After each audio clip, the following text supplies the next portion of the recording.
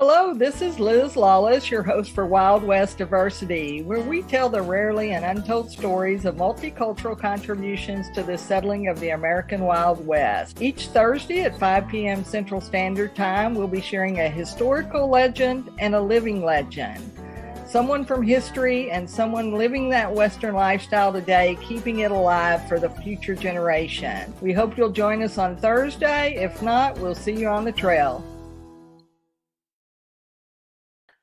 Hello, this is Liz Lawless, your host for Wild West Diversity, and this is episode 59. And today, again, we're talking rodeo because it's Oklahoma City coming up. The rodeo's coming up on Saturday night. We always like to give a shout out to what's going on, to the events and things like that are happening. And hopefully y'all that are watching and listening, you'll understand that those rodeos are out there and you can attend those rodeos.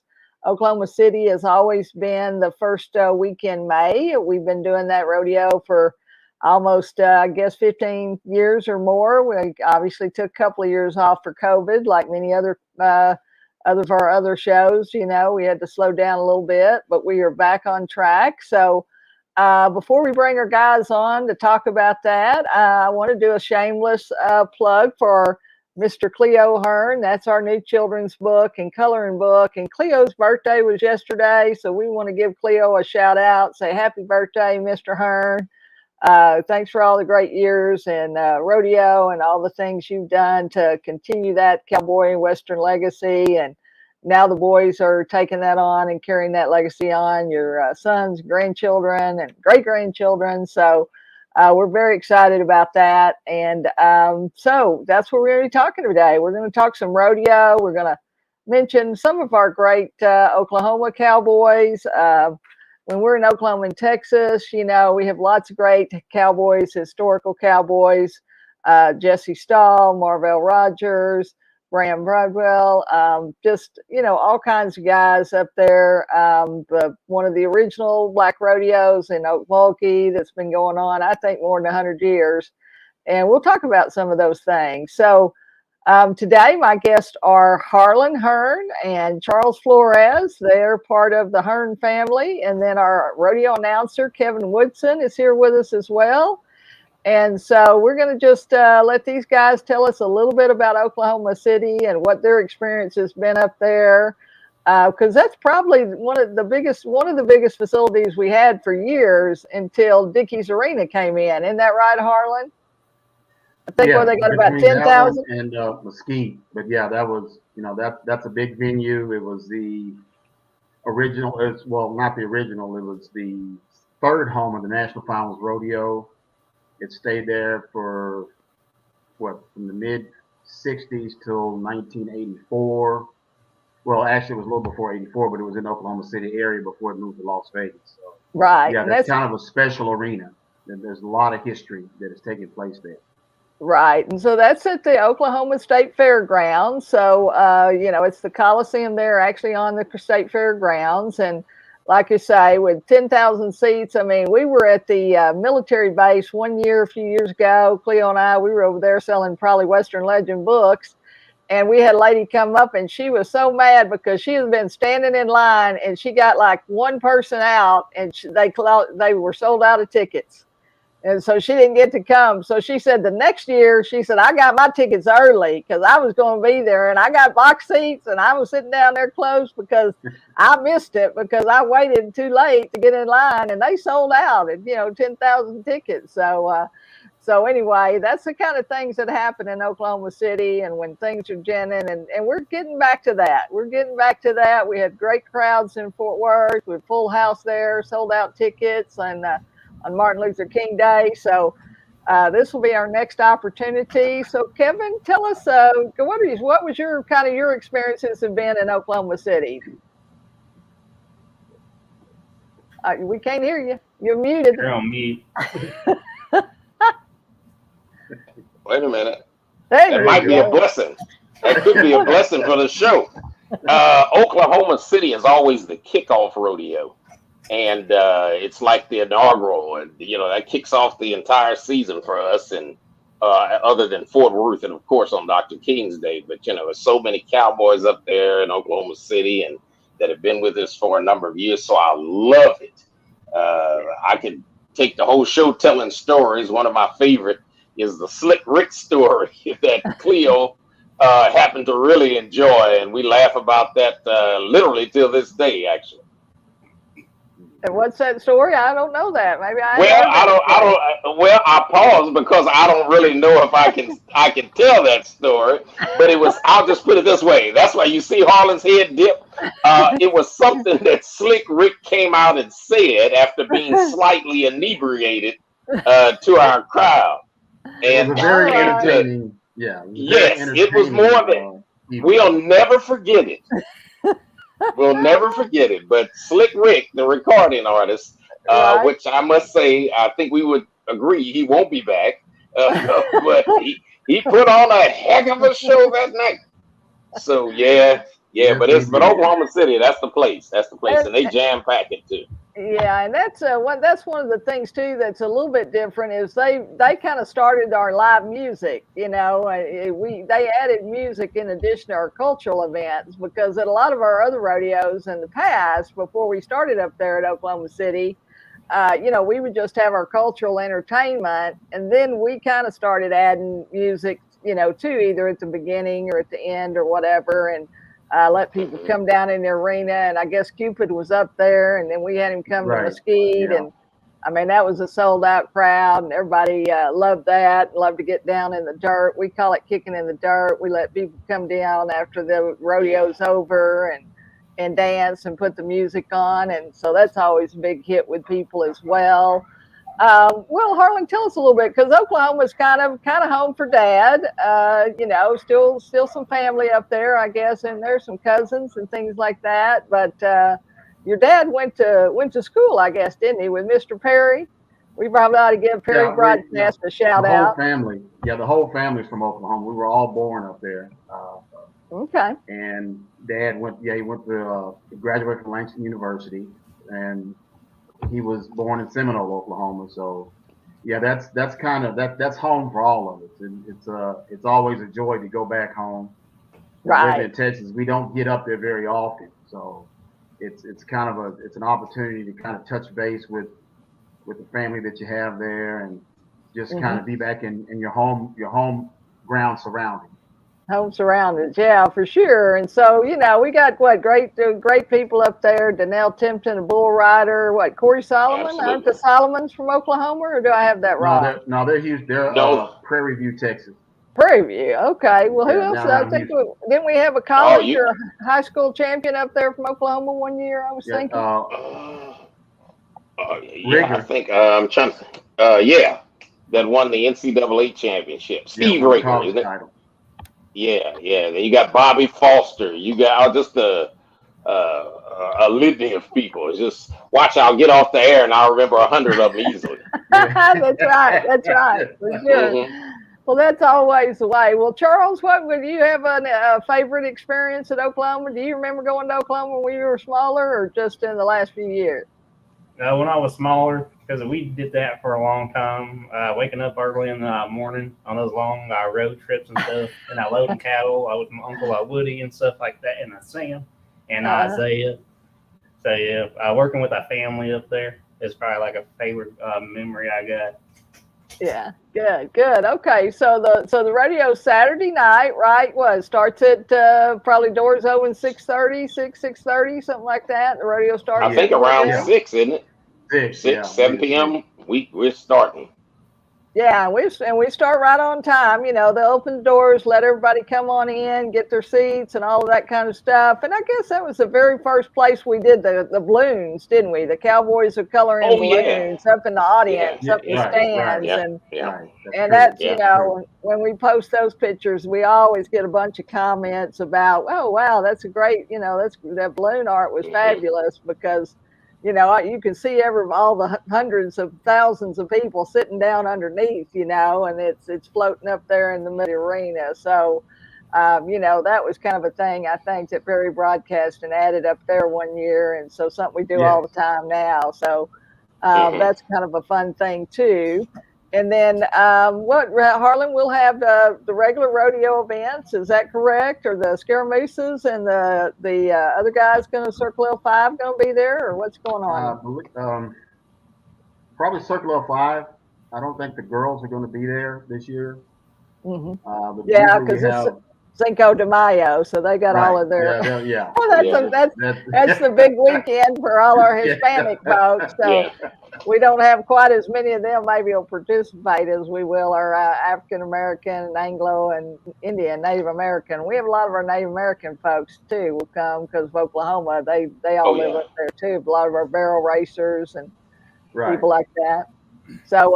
So the events will be bull riding, and you want to run through those events for us, Harlan, just so somebody that's listening, if they're new. We got ranch bronc riding, steer wrestling, tie down roping, barrel racing, and bull riding. Plus we'll have the Pony Express relay race, and you'll have the entertainment. Okay. Yeah, I think entertainment is by Troop, isn't it? Recording artists. Troop is the entertainment. That's the group this year. Yeah. Okay. And each year in Oklahoma City, I love telling people about it because when they ask me, I have to tell them we've had Al B. Shure, Shantae Moore, we've had Angela Winbush, and again, I can't. The whole list would take me a little while to even name. Houdini, you name it, they've been there. Yeah. Right, and that's what's that's what's nice. Our partner in Oklahoma City is Perium Media and Broadcasting, and they own the Black Chronicle, which is the newspaper. They own, I don't know now, I think they own about 15 radio stations, but they at one point they owned the urban stations, and they own the news talk stations and some Hispanic stations. So it's really nice, to work with an organization that understands events and marketing and that knows how to get the word out, because as Harlan and I have often talked about, one of our biggest problems is awareness.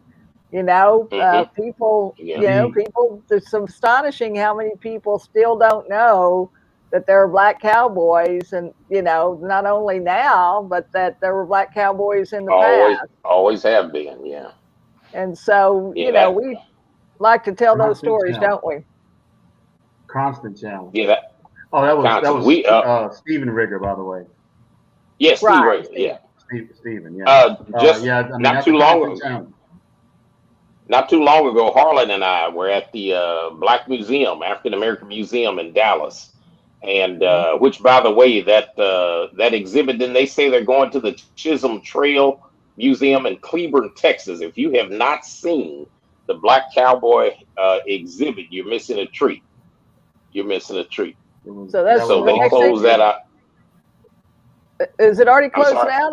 Is it already closing out? I thought they were going to keep it till July. I guess not. Okay. No, I hadn't heard that. I heard it was April 22nd was supposed. That was the date that I heard. Now I haven't heard about it. Yeah, that we were there that night. Yeah, and I think that was I was under the impression that was the last night because they kept telling me it's moving. It's still in the Dallas-Fort Worth area because it's in Cleburne at the the Chisholm Trail Museum. Right. Okay. So if you want something to do and a good look at history, go see that. Go to the rodeo this Saturday in Oklahoma City, and then pick a day to go see that exhibit, Black Cowboy exhibit. Something to see. Yeah, and then they're also running Black Cowboy exhibits over at the University of New Mexico. So They had some original things earlier in the years. They ran some of the movies, some of the Herb Jeffries movies and things like that.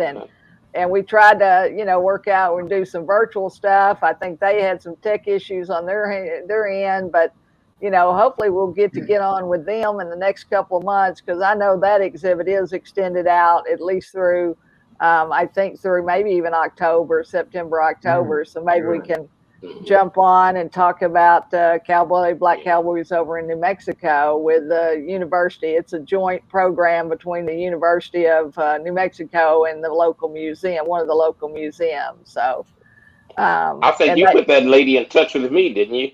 Yeah, I did, because like I say, they wanted somebody to be on the panel to talk about movies and television and how a lot of those myths that we have that we're always fighting are because in the movies, people took license, and a lot of the characters that were really African American or Native American or Hispanic, were played by white characters. And so Right. when people see those movies, they think that white characters were the only cowboys because Correct. that's how they Yes. get their history instead of studying or learning or reading something by Art Burton or one of our other great historians. And so, it's like you say, Harlan says, it's a constant battle to tell these true stories, the factual stories about these real people that lived and lived these extraordinary lives because of the choices that they made. Charles, You go know ahead, what? No, Kevin. I was going to say real quickly. You made me think. This past Sunday, I was at the Multicultural Museum in Fort Worth, and Art Burton was there live and spoke. I Right. hadn't seen Art in a while, and I Good. You told him I got was to going to see be on him. your show. Yes, Yeah. and he said to tell you hello. Yeah, for sure. Well, I had meant to come over too, but I had my dad's golf tournament on that Friday and it was pouring down rain. I tripped and fell and hit my knee on a metal bench and then rolled onto my shoulder and busted my shoulder. So I was kind of like limping around last year. You'd think I'd have been in a rodeo event. I guess that's what I'd tell people. I'd tell people I was bareback riding. I was bareback riding or bronc bull riding. I was ladies You were in the riding. ladies event. Busting my knee and I'm busting my shoulder. There you go. I can pretend like that guy, that dentist we used to Go have. ahead and build the story. Yeah. There you go. You remember that dentist we used to have that would come and enter, and one time he'd come, he'd have a brace on his leg, and the next time he'd come, he'd have his shoulder in a harness or something. And he ain't never been on a horse in his life. He was just trying to pick up girls, I think. But I think Cleo said as long as he paid his entry fee, he didn't care what he did. He could stand up, he could come and stand over there in the corner as long as he wanted to and talk to the girls. Yeah. I guess it's a rough way to pick up girls, but I'm telling you, like I say, I'm gonna have to tell a better story the next time I did. But yeah, I hated to miss him because we had him on the show and he was just great. And and he's like you say, he had some of those first books, what is it? Black, Red, and Deadly. Black, Red, and Deadly, Blue. And Black Buckskin and Blue, and yeah. So those were the Buffalo Soldiers and the Marshals and Outlaws. It's his that and book's Scouts. About Outlaws and Scouts, and so go check those books out by Art T. Burton. We had Charlie Sampson on last week. First African American bull rider, a champion, and so he talked about how he didn't grow up on a ranch or a farm. He grew up in Watts, California, and it was a pretty tough neighborhood, but that he liked the horses and he was in a scout group or something, and they took him out to one of the ranches, and that's when he kind of got the bug, and then luckily they moved out a little bit closer to it where he could go, and I guess that's where he met Murtis Dightman, and Murtis kind of gave him a little direction. Leon Coffey, we talked about all those great heroes of the rodeo past that are both guys from Texas, of course, but we know they rodeoed all across Oklahoma and Colorado and Wyoming and all those places. So, well, Harlan, what's the next rodeo after Oklahoma City? If somebody can't get there this weekend, we hope you can go to Oklahoma City this weekend. But if you can't, put on your calendar. End of July. July the 20th. The Fair Park Coliseum. Okay. And that'll be for the African American Saturday Museum. in July. Okay. Yeah, so I think that should be January 29th of July, and July is Texas Buffalo Soldier Month. It also the Parks and Wildlife Department, and it's their 100th anniversary. So they're celebrating at the parks. 100th anniversary, and so hopefully the Buffalo Soldiers will be back there at Dallas, and setting up a camp or something because, that's a part of their thing. That's the only minority program that they have at the state parks is that Buffalo Soldier program that we've worked with for the past 25 years. So shout out to Captain Ken Pollard, who started that program. He's retired now, but the gentleman that came along behind him is there, Jose, and he's carrying on that legacy. So we just got to keep doing that. We got to keep teaching these kids and telling these kids and bringing up the next generation so that they can carry on when us old folks fall down or get bucked off That's a right. bull. Run into those iron metal benches and stuff. Yeah. Iron horses. That's what I fell Yeah, into. there I you go. fell into There an you go. iron horse. But boy, There it was. you go. I just laid there, my brother ran over and said, "Are you okay? Are you okay?" I said, "Get away from me." Screamed at him, So he said, "Okay." He turned around and walked off. Everybody else was going, "What are you doing? What are you help her up, help her up." He said, "She told me to get away from her." He said, "I know, I don't want to get something started with her, right?" That's right. He's But answering your request. So. yeah, he did. He did what I asked him to do. But then everybody else started to help me up, so I had to get up at that point, because I felt bad about not getting up. I didn't feel bad about cussing him, but I felt bad about. I couldn't hardly say that to the other little lady that was helping me up, and one of our golfers, came, and so anyway, but no, it's all good. And like you say, it supports our education programs too. So, that's the thing we've done. We've done the golf in the spring, and then in the fall, we've always had our finals at Mesquite. And hopefully it looks like, we finally got contacted, I think, in the last day or two by Mesquite about wanting to put on the rodeo again. And so we'll be meeting with them next week. And I don't know, Harlan, you boys, y'all need to talk about that and just let me know. But I was thinking we would push for Memorial Day next year, since that was kind of the date Eldon, I think, wanted to do this year. But I never could get them to call me. I went by 2 or 3 times, and I called 2 or 3 times, left a name and number. But apparently they got a new general manager, so that's good. So we just got to go introduce ourselves to the new folks. And right. Yeah, we'll shoot for next year. I mean, we have the state fair rodeo is now kind of late in the year, so there's September is going to be, I guess, that last weekend September, so be whatever the first weekend of the fair. And I think last year it's like the 29th and 30th of September, if I'm not mistaken. I looked at those dates too. The fair rodeo has been the dates have been moved. Oh, okay. So it's going to be this year. Okay, so it'll be later in October. October 13th and 14th, I believe. Okay, great. Well, good. Well, that'll give more time. The schedule around a little bit. Yeah. Well, that makes sense. So, but you can always go to www.cowboysofcolorrodeo.com. Our website's there. We've got the new website up. The schedule's there. You can click on the schedule. You can find those dates. We'll be sure that those correct dates are there. We're adding the links to buy tickets, so you'll know where to go buy tickets. We're changing out the photos. We change out the photos every few weeks, so you always want to come back and check out the photo gallery. If you're somebody that does marketing and advertising and you need cowboy talent, we got that. If you're somebody in the media and you want to help tell this story, you can do that by getting in touch with us there through the website. And so we encourage people to go and sign up. There's a sign-in place there at the very first, at the top of the page, and you can get on our VIP list, and that way you'll know when things are happening, and we'll give you a heads up of when our things are going on. And we're going to be rolling out some new stuff here in the next few weeks, in addition to the books. We've got people that are sponsoring those. We're donating those to schools and to the working poor and to people experiencing homelessness. So if you want to participate in any of our programs, just contact us. Go to cowboysofcolorrodeo.com. Follow us on Facebook. Our Facebook page is the same. You can just type in Cowboys of Color and it should come up. And you'll see our Respect You Yourself logo will come up with our kicking horses. So all of those things are important. Well, what's one last thing? We started a couple minutes late, but so we got run over a little bit. I always run over, and Russ always gets on me. But go ahead and share. What's your expectation for the next few years and the rodeos this year, and then what's coming up next?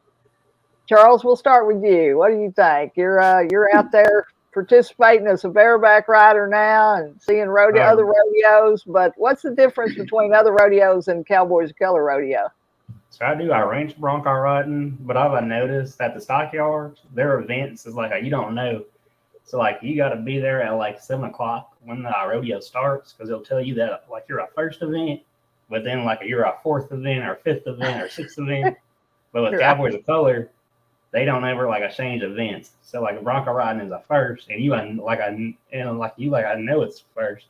Right. So I like how like the Cowboys of Color is like organized and stuff. Right. And it's like a dress code because at the stockyards, like it's a good like our rodeo and stuff, but like nothing is like organized, as it could be with like Cowboys of Color. So I like them, a little bit more better because I know like what time I need to get out ready and stuff. So I'm not like rushed and stuff. And Cowboys like that too, they like to know like what time. So that's pretty good. Organization is good. And, and starting on time and staying on time and making it go. I mean, that's why that's why all the guys are there. And if you look at old footage, you may see Cleo walking around in the rodeo in the arena, and he's doing this. He's telling them to speed it up, guys. So come on to get it going, And now poor Harlan, he's got that job, so everybody will be mad at him. So. That's what happens when you have to step up and take over things. You get blamed for everything now. So, but Harlan, what about you? What's your goal for we always say in the next 50 years, but the next couple of years? Where would you like to see the rodeo go? Well, we just have to continue getting the message out. Yeah. I mean, for as many years as we've done this, like we said at the beginning, there are still people out there that do not know. Yeah. For as many years we've done in the Dallas-Fort Worth area and in different parts of Texas and in Oklahoma, still every year there are people that do not know. Right. And some of that goes back to what you were saying earlier about the way it's been portrayed in the past in the media. Right. You have people that still do not know that there were Black cowboys and Hispanic cowboys and Native American cowboys in the West that helped settle the West, that helped tame the West. They were on cattle drives, horsemen and cattlemen. They're not aware of that. Yeah. So we're still it's still going uphill. It's an uphill thing where we're still trying to get that message out. That's why we say that we like to educate while we entertain at those rodeos, because introducing these people to rodeo is the education part, and then explaining to them not only the sport of rodeo, but the African American and cowboy of color presence in not only the West but in rodeo itself.